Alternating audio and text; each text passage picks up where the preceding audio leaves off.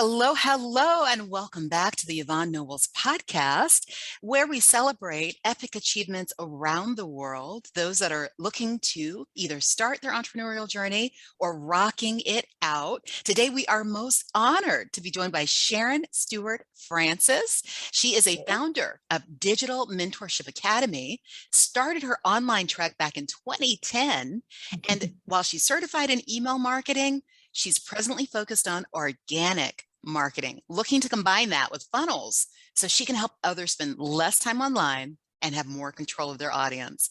Thank you so much for joining us, Sharon. How are you today? I am so glad to be here. Thank you for inviting me, Yvonne. It's awesome to have you. Such a privilege.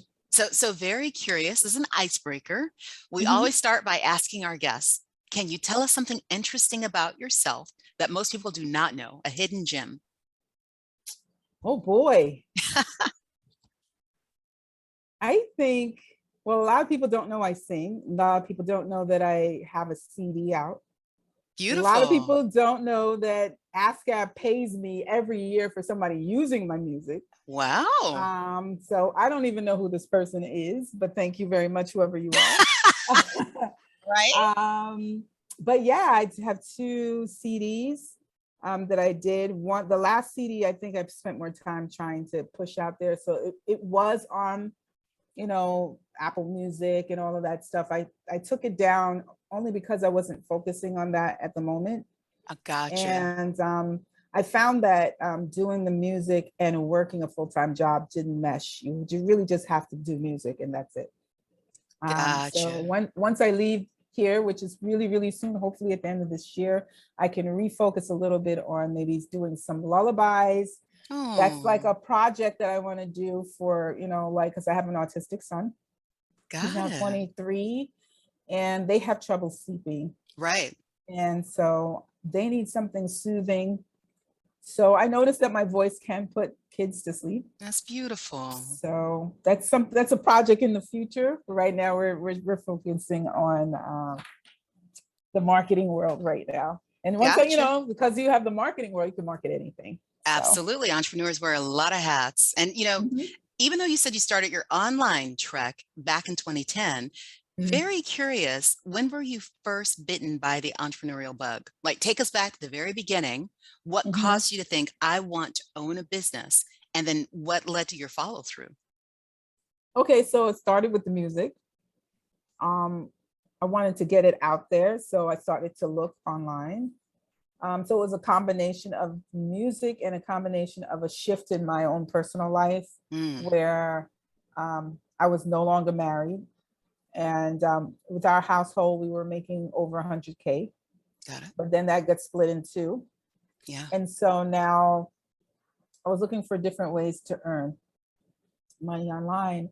And so where it started with the music, it started to shift a little bit to, okay, now this is becoming a more serious thing where I need to kind of look at it from a perspective of how can I begin to start earning online. Understood. And so I started saying, oh, I had the same mentality as like a worker, I'm not paying to, get trained or anything. I just want to make money. Right. It's being really naive and not really knowing exactly how the whole thing works. So you take your 9-to-5 mentality and put it online when they're 2 different things. Yes. If you're a 9-to-5er, guys, apples and oranges all the way. Absolutely. Absolutely. You have to invest because it's a restart of something different. And so you have to learn how it works. It's not just going to fall on you. I love the point you're making. You have to learn how it works. And that means like, you got to go back to school pretty much. And there are really good ways or good techniques and strategies. This is what I say, or I hear other people say it, and I believe it as well. Like, there's many ways or many roads to success. I think, and this is why it led to the mentoring, right? Is because there's a lot of I call it scattered pieces on the floor. And so if you don't know which sequence it goes in, you don't know what position goes first, what comes next. And you should really have a systematic way for your thing to work, because everybody has their own ideas of how they want their thing to work, their own offers they want to present to the audience, their own style and cadence they want to reach to their audience. You're right. And so, you know, when you're marching to your own beat, you might be marching to this beat, somebody's marching to this beat, some people marching to this beat. You got to find your rhythm, you have to find your cadence, and you have to find what works for you. Yes. But you have to create a system, and you have to organize it, and it has to be an intentional. And if that's not happening, it's going to throw you off. To have to get the skill sets to make sure that that works. And that's why you invest. Don't invest so that you give somebody your money or you're buying something.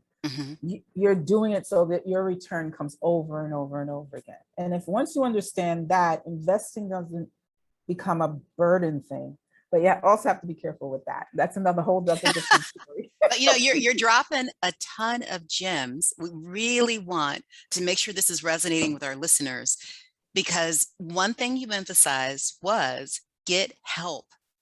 Get help. We cannot see our own blind spots. And here's the thing, you're going to be successful. We have no doubt. If you set out on a path to succeed, you'll get there. But why take years when you can work with someone who can collapse time for you and get you there faster? That's really what you're doing. When you spend that money, you're not spending it on them. You're spending it on you. Yes. So love that. Love that. Yes. Now, could you tell us a little bit more about your professional journey? You know, any speed bumps or roadblocks you had to overcome? Where do I start?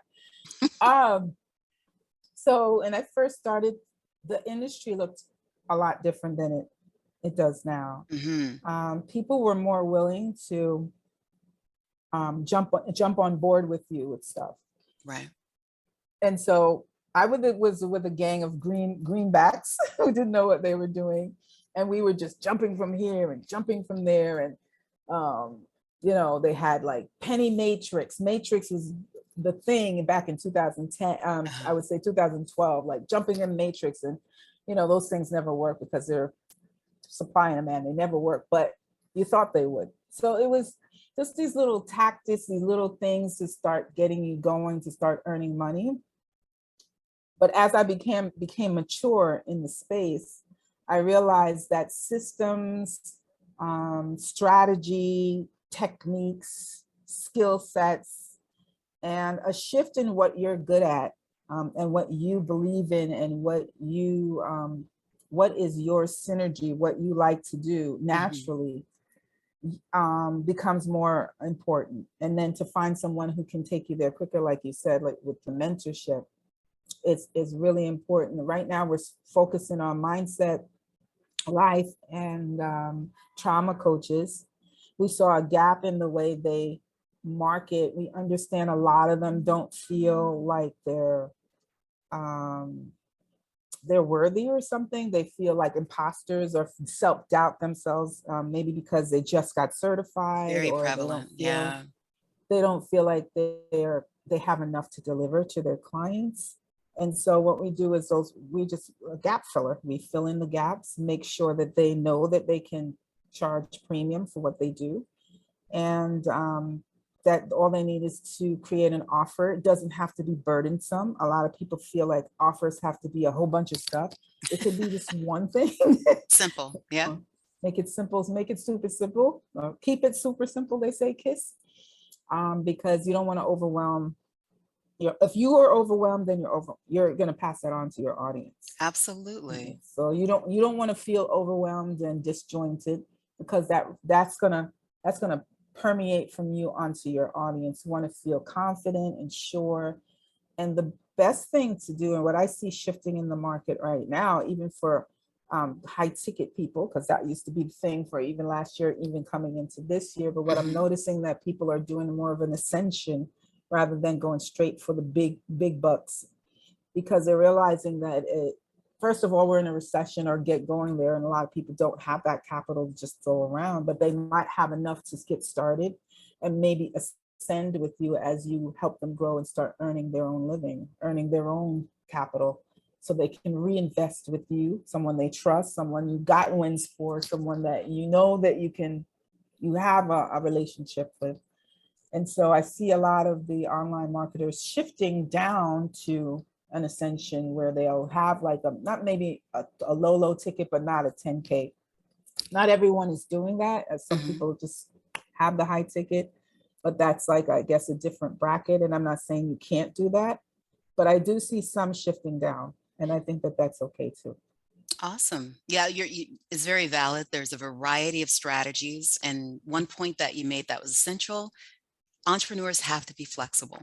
So Mhm.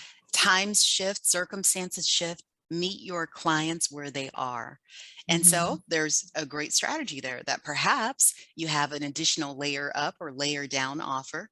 If someone comes to you and they're ready to spend the 10K or more, fine.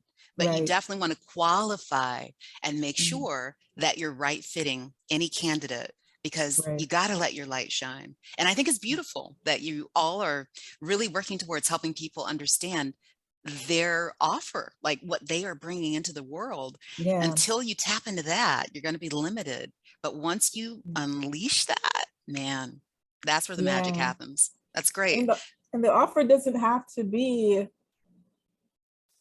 super complicated. I remember this lady, she was doing a launch and she, you know, had like a 5-day launch, and like launches can be, and I know you've done some too, Yvonne, launches can be extremely exhausting. Yeah, they can. And and if you can even do a 1-day webinar, that's good. Maybe a 3-day. And there's this lady, and she was like, "Oh my God, I'm so, I'm so tired." And she was like, at her 4th day, and she saw that her audience was waning off and Mm, wasn't as great as it was the first 2 days. And so as we began to talk, she said that she had on the 2nd day, she had some kind of process that was really complicated to dissect, and she saw the shift down when she did that. And I said, mm. why do you feel like you have to do all this stuff? Why don't you just do that complicated one? Make that a 3-day, break that up a little bit. If that's a really important piece of Yes. your deliverables, break that up and make that the only thing that you focus on. This way you can stretch it out, you can flex it a little bit, instead of feeling like you have to jam pack that really complicated thing into one day, Hmm. where people are not going to get the best from that particular part of your deliverables. So one of the things that we do is that or I suggest to a lot of my clients and potential clients, is that you don't have to jam everything in one thing, especially when you have, I call it stack in the back. That's my Hmm. way of putting it. Yeah, tell us more about that. I love that approach that you use. Okay, stack in the back. It's almost like when you go to McDonald's, they'll say, you'll just have in your head, hey, I'm just going to get a Big Mac and that's it. But when you get to the window, they say, would you like some fries with that? Would you like a Coke? Would you like an apple pie? So they are stacking, or they already have it pre-done, the stack. Right. But if you want to take some of the weight off of you so you can breathe and you don't have to feel weighted down, especially if you work a 9 to 5 like I do, Hmm. your time is just limited because you're giving a Yes. lot of your time to your 9 to 5. So you're going to have to kind of weigh it down a little bit. Take the best deliverable you have. It could be something really simple, but there's an audience that doesn't know what you do. Absolutely. And then draw them in and get them a quick win on that one simple thing. One offer, one solution, one piece. Keeps it simple for you, clear for them, get them a win. And then you say, hey, I have this to go with that complements what I do. There you go. So if you're like someone who has an offer and that's all you do, I create offers for people. Then your next step could be, after you create the offer, you need your people to see it. Then it could be like, I have a 3-step strategy to get people in your group, and you're going to get people who only want your offer, or only want how to move their business, blah, blah, blah, however you want to do it. But Hmm.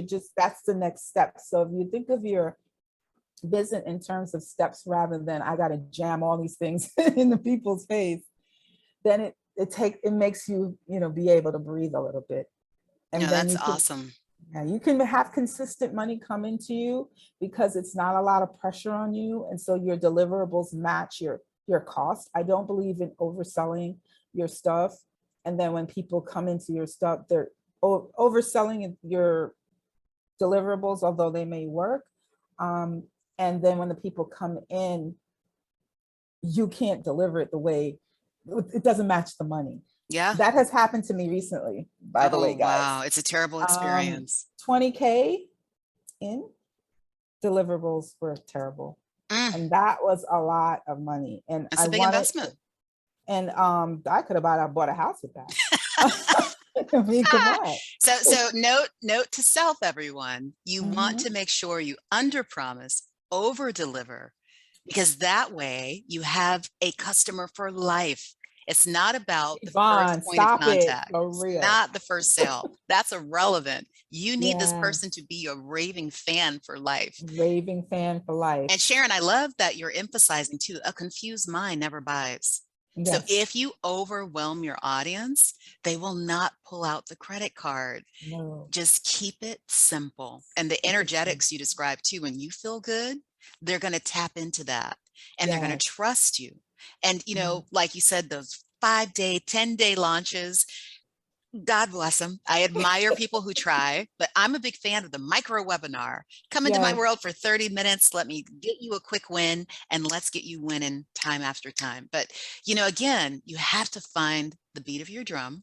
Mhm. And when you do, it's a glorious feeling because the Yes. pieces fall in place. It's Mhm. much easier if you get the right help. So you're Yes. you're you're talking gold here. Very Yeah. curious, when Mhm. you feel like you're running on E, what do you Mhm. do to reset? This is a lot of entrepreneurs' battles, especially with the time that we're in. How do you fill up? Because you can't pour from an empty cup. You got to stop for a second. And it's okay to stop for a second and rejuve. I think I Yes. put something on my post like last week. I was feeling that way. And I put feeling on there, and a lot of people, I think I got 40 people on there. That's good for Facebook. Yes. uh, Wonderful. and I even have a strategy for that, like how to, I know the timeline and algorithms don't work in your favor anymore on your timeline. They even want to change your timeline to something else, I think. I don't know. Mm, But to rejuvenate, get back to what you were saying, is take a weekend. You don't want to take too much time away, but you want to make the time that you are away effective for you. I love that. So if you feel overwhelmed, and especially if a lot of entrepreneurs work a full-time job, so it can get overwhelming, decide on a calendar. So, on the 22nd of July, I'm going to take Saturday and Sunday and Monday for just me. Love it. And I'm not going to do any social media. I'm going to spend time with my family, whatever is relaxing for you, pray, meditate, go to church, whatever it is that's for you, do for you. But it's because it's okay to take a small break just to pump, rejuvenate you. And then your mind needs it too. When you do take that break, you'll find that you become more creative. You Hmm. find that the mind just needed that break too, then you start to feel like, oh yeah, ideas start to germinate. And then they can and flow. Yeah. and they can flow, and you can get your mojo back if you're losing your mojo. But if you feel like you have to grind all the time, your mind can't take that, Mm. and then it needs a break. And if you're feeling overwhelmed, you need to do that. And like I said before, most of the times that you get that way is because whatever your systems that you're doing is overwhelming you anyway. So you're gonna always feel overwhelmed because you feel like you have to do all this stuff. Just organize it in a very small, concise way. People don't care; they just want results. There you They go. really don't care. They just Yeah. want the The results. how is relevant. It's just get them the Yes, result. just And get them the what you're results. saying reminds me of saying my dad had, which was you can't see the forest for the trees. So Mhm. when you are in the midst of chaos and you can't figure out what the problem is, step away, you know. Yeah. And listeners, we want you to lean into what Sharon's saying, that break is quintessential. And imagine that you had a car that you crunk up and you never turned it off. Mhm. It's going to run out of Exactly. gas. It's going to run out of function. You're probably going to throw a rod. Like it's getting no reset. If Yeah. a car needs a brake, we are much more complex. Take A lot your more. breaks. You will Take thank it. us later. Take it. Oh my God, you need it. Love it.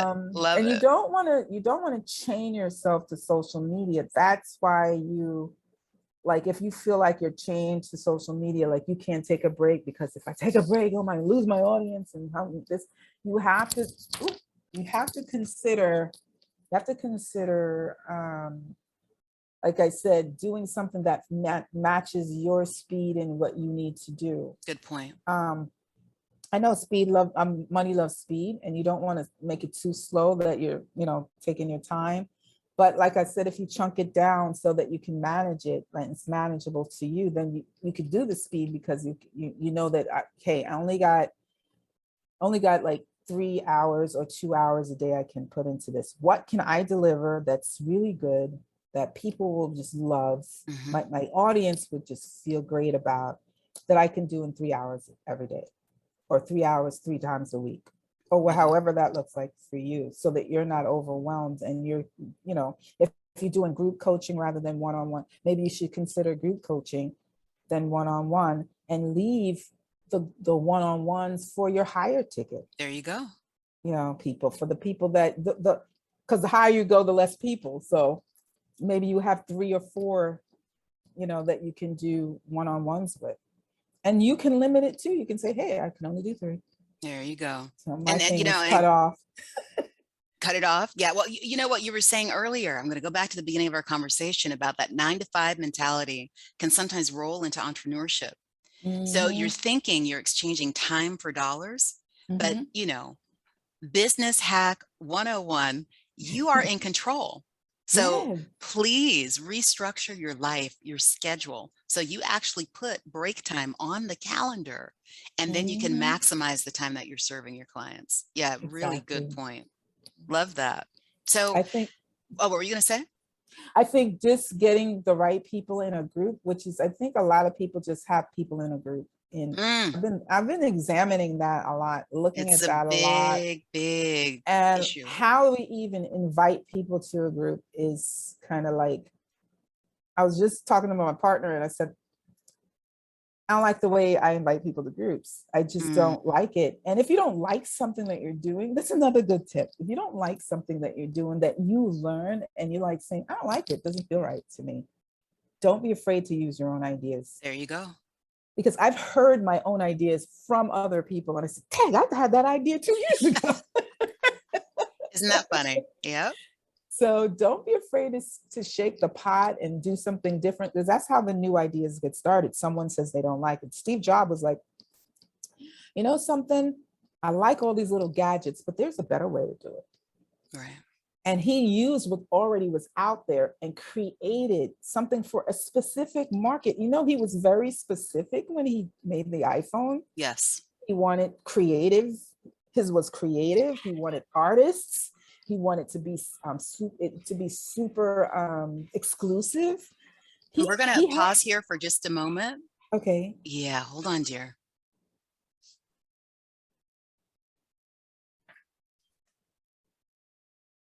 Okay, so tell us more because you're so right. Steve Jobs, such an Yeah, innovator. he's such an innovator, and he just decided that he didn't like something, or he wanted to shift something, and we can do the same thing. He, had it specified to a specific audience. He knew who he wanted to do, who he wanted to address, who Right. his audience is going to be. And so we have to reverse engineer our stuff too. We have to like look at the end game first and say, okay, this is where I want to be. How Yes. do I reverse it to get there? And a lot of people don't know, or don't either they don't use it, or they don't know that they could do that. Like they can look at the end game in mind. Hey, I want to have people in my group that's talking. I want to have my people that's going to be plugged in.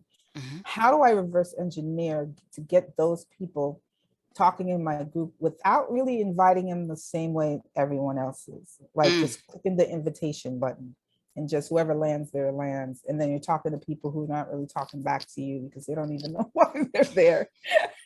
You make some powerful points, but I love that even within sharing Steve Jobs' experience, it also comes down to dreaming big. Mhm, Every single thing that we kind of take for granted and everyone's investing in, it started as the brainchild. It started as a mhm, dream for mhm. somebody, and they followed through. And I try to remind the listeners, every successful person you see, every win they had, there were 1,000 failures. It is Yes, okay, but and just it's okay. start. Don't give up on the Start. dream. And remember, Mhm, mindset is a piece, but mhm, action is so mhm. key. So, very, very curious. What's your opinion?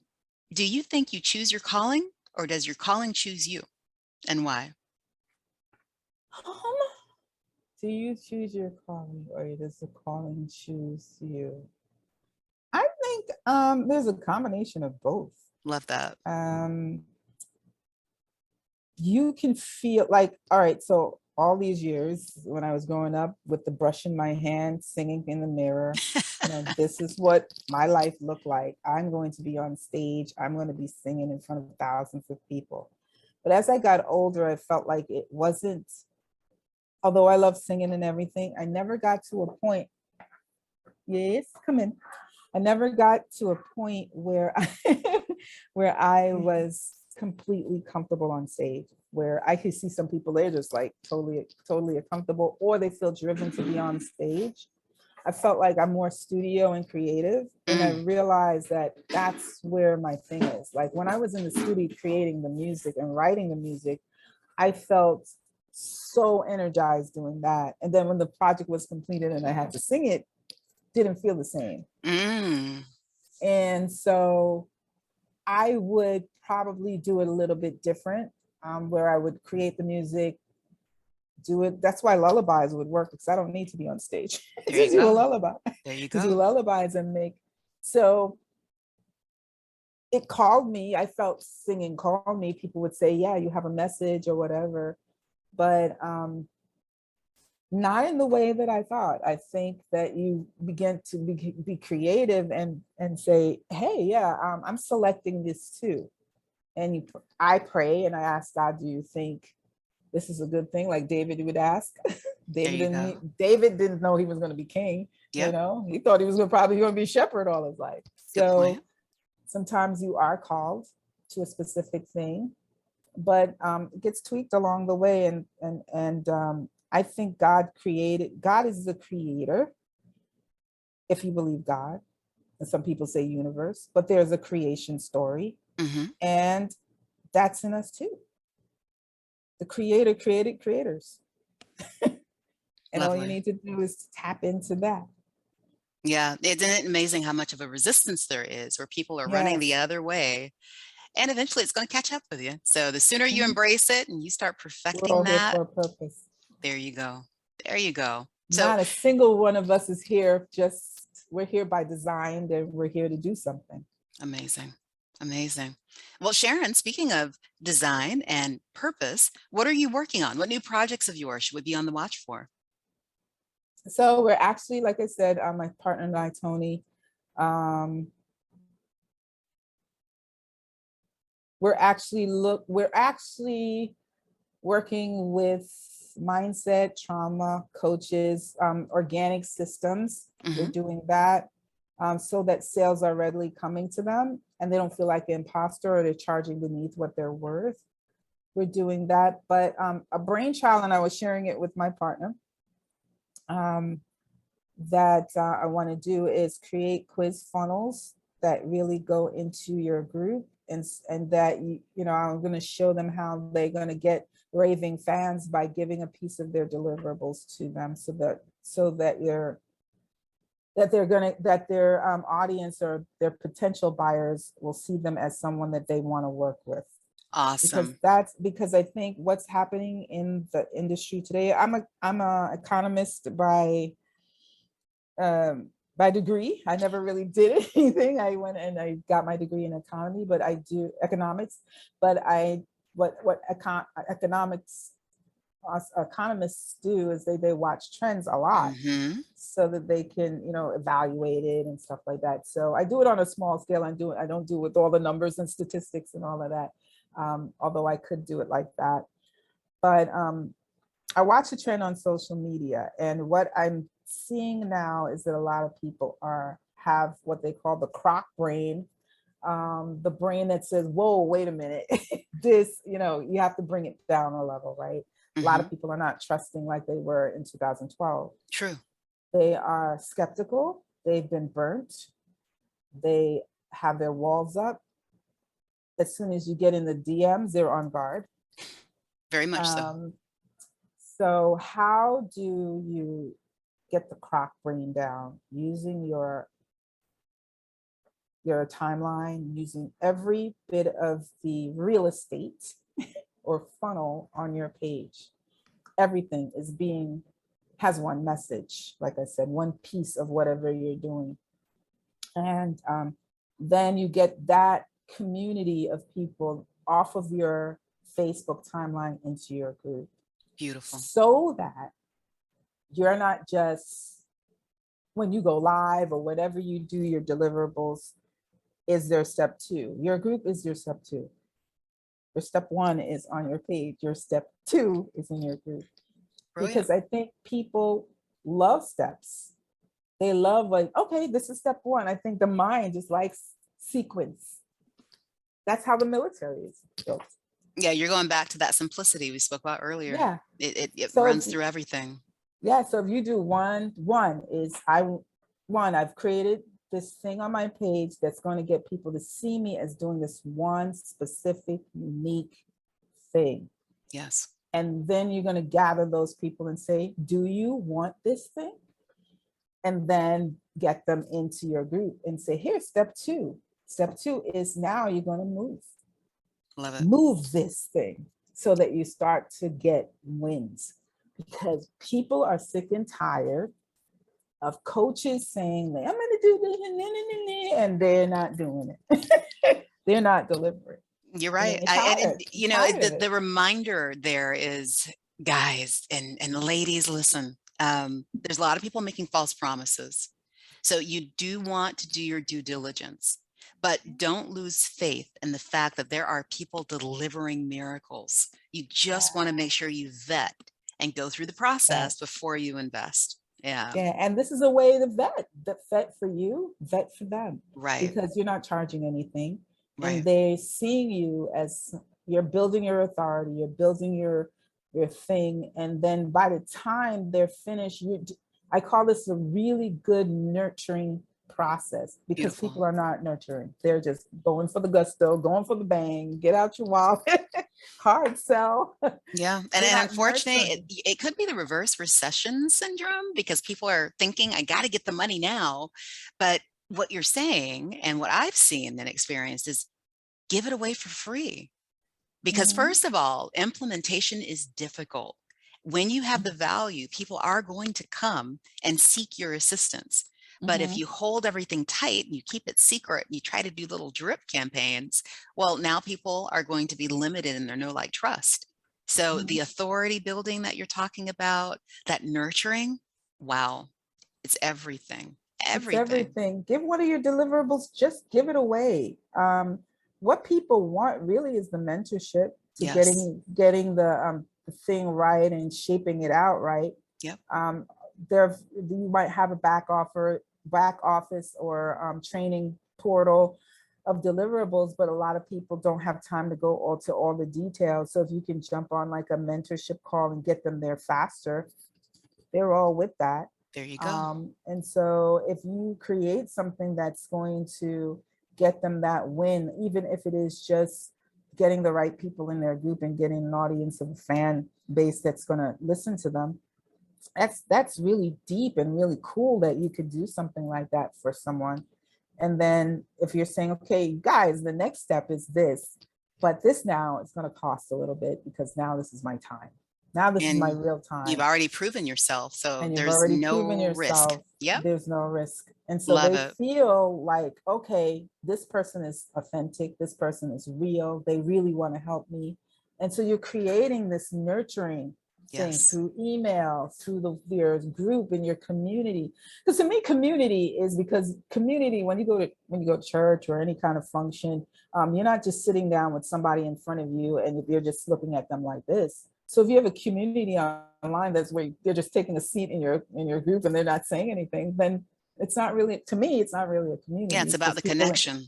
yeah, it's like just people in a space. Mm, You want that space to be wound up about you, talking to each other, talking to yes. you. You want that. And if that's something I want, then I have to create it. I can't just, invite people to my group and just have some randoms in my group. Very good point. Yeah. Ultimately, Have- it's all about the connection. yeah, you have to kind of set up your page and everything about you says this is what's going to get done. So if we're very strong on implementation. Hmm. Um, we don't like just to sit. Um, we like information. We always say information's everywhere, but implementation, that's not something people can just do sometimes. They need that structure thing to implement. You're right. And so if you have a group that's focused on implementing or applying something for them to win, then it's a better group than you just have some random videos of you talking about something and they're like saying, yeah, yeah, yeah. Or even if you do a training, they're not really sure whether it connects to them or not. But Hmm. if you have already structured before they even get into the group exactly how are you going to help them, then that's what we call reverse engineer. You've already know what the end game is for that individual that's going to come into your space. You already know what you want them to be doing at the end of your whatever it is you're doing, whether at the end of step 2. Phenomenal. You want this to be happening to them. You want them to be experiencing this.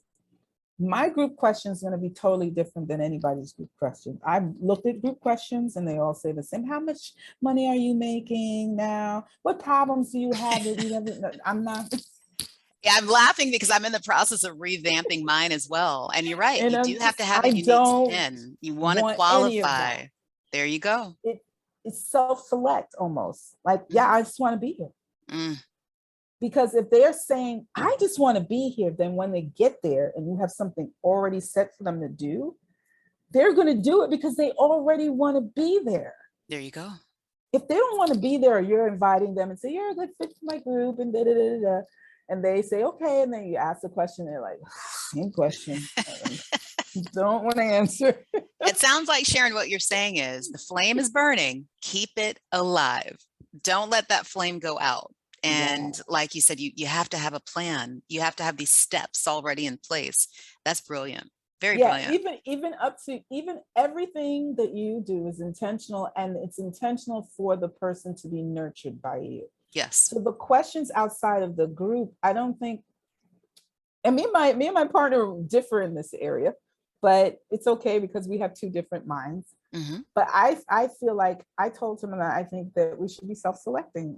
I think self-selecting when somebody's saying, yeah, I want to be a part of this group is a lot better, even if it's 20 people. Mm. Well, 20 people will be engaged rather than Quality over quantity. 500 people and Yep. one is religion. You There know you what I'm go. saying? So you want to, my questions are not going to look like anybody else's questions at Beautiful. all. It's going to Beautiful. be about nurturing these people because I have a heart for them to win. And I always said when I get to the point where someone's going to need my help to get started, even if they've already gotten, but it's not consistent, they can find a way where they can take their hands away from the computer a little bit and they can have it a little bit more automated. And they can have more time for themselves where they're just spending a few hours just doing their work and getting quality people. That's the thing, Hmm. getting quality people into their space, people who want to be around them. There you And go. that's a big win for everybody because Yeah. that's the whole, I think that's the gap, the big, huge gap. A lot of people, because I'm in groups and I've seen kind of questions they ask. Everybody who has 10, put down what you're doing in this post. What are you up to? And a lot of people posting, and so Facebook is showing it, and more people are. And I'm like saying, but does that what Help. problem is something? But Yeah. okay, you have all these people, but who's buying your products? Who's Mm. buying your service? Who sees you as the leader? Who is the leader? Are you standing out? Are they seeing you? Are you giving them quick wins? What are you doing? Valid, all valid concerns. And given that you are on a mission to disrupt what's happening out there, I am just going to so disrupt it. I how am can our not audience get afraid. in touch with you? What's the best way for them to contact you? My best thing is find me on Facebook. I'm always available. It's Sharon. It's facebook.com/trainer chick. Trainer chick.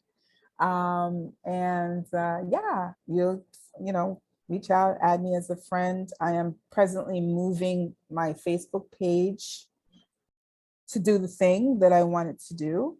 Awesome. My group is going to be called Motivation Plus, or Movement Plus, because we're not going to move. We're not just going to move. We're going to move to plus get the win. So Movement Plus. Beautiful. And the questions are everything that's you're going to see on my page is going to be designed for that person who wants to move their business to the next step, no matter what it is. I think you should have your audience. I think people want lead gen, but they can't find it unless they feel like they have to do ads. And you don't have to do ads. You can do it right here on Facebook. You have to be super intentional. And we're going to use the DMs. I know a lot of people don't like DMs. My partner's really great at DMs. Awesome. So I'm going to use the DMs in a way that's different, in a way that doesn't feel slimy or icky. You're just going to be yourself, because most of what you're going to experience is going to be most of what the person who's coming to you is going to be experiencing it's going to be off your wall rather than what you post, your timeline picture, your everything on the side, your intro, your link to wherever you want to take them, which should be a funnel. You're going to capture an email. You're going to nurture through email, nurture through group. Beautiful. Everything is nurturing. Well, I'm going to get those links from you, because I want to make sure that if anyone clicks on the write-up, they can just go straight to your page, find you quickly, and your group. But yeah, everything you're saying is amazing. Oh, thank you, Yvonne, and thank you for having me. I'm so happy to have been able to share like this. Oh, it's been our pleasure. Such an honor to have brilliance and, working towards beautiful things that really uplift some that might be stuck. Our final question is a bit hypothetical. Okay. Let's say you could go back in time 20 years and you had just 2 minutes to give yourself advice. What are you saying? Oh, wow. 2 minutes. Dream big. Don't be hard on yourself.